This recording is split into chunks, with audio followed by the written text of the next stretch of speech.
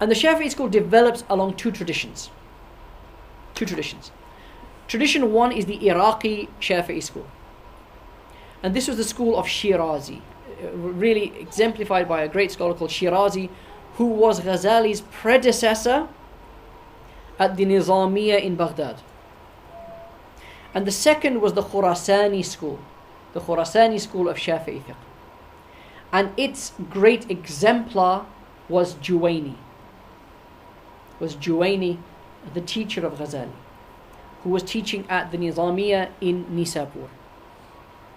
And these were different in certain aspects. They were different things.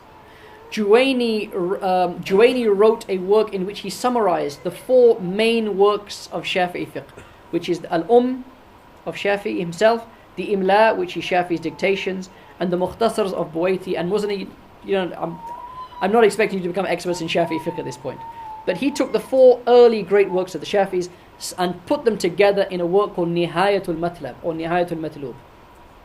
Okay?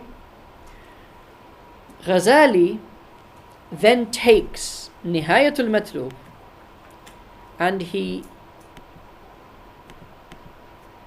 summarizes it.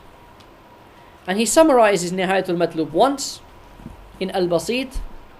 Then he summarizes Al-Basit to form the Wasit or the Wasit. Then he summarizes the Wasit to form the Wajiz. And the Wajiz becomes his formulation of Shafi'i fiqh. Ghazali was the last great master of the Khurasani Shafi'i school.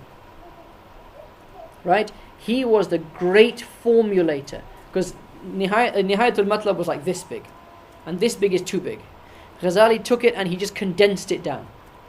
He condensed it down brilliantly, and he wrote the Wajiz.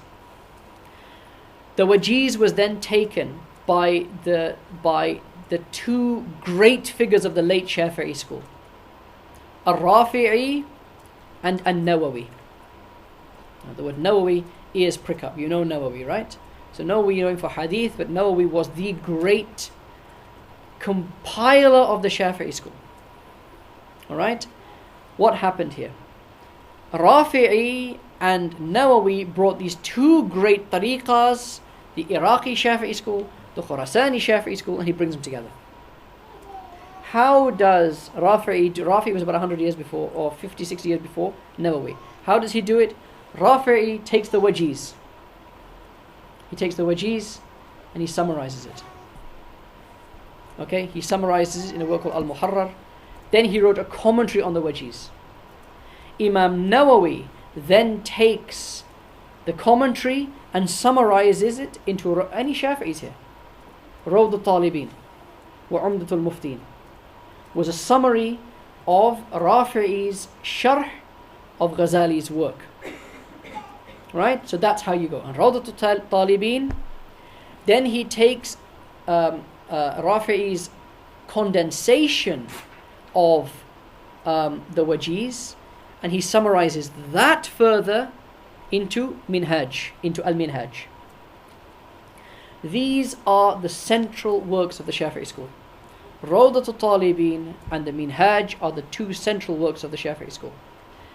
The entire Shafi'i school, after that period, so from the 7th century until that time, is based on the Minhaj and the Rawdah. Basically. Okay? Both of those are grandchildren of the Wajiz.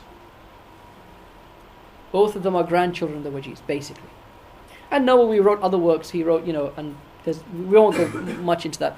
But put it this way, the Minhaj al-Talibin itself has over 100 commentaries written on it.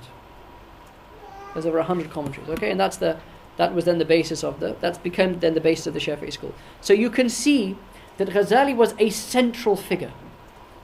He was a central figure in the Shafi'i madhab. And it's from the work that he wrote that the later Shafi'i school developed. Okay? And so that's his influence, and that I hopefully will summarize his place in terms of Shafi'i fiqh. So had Ghazali just done that and nothing else, he would have been a great scholar of the Shafi'i school. Okay? But he did more than that.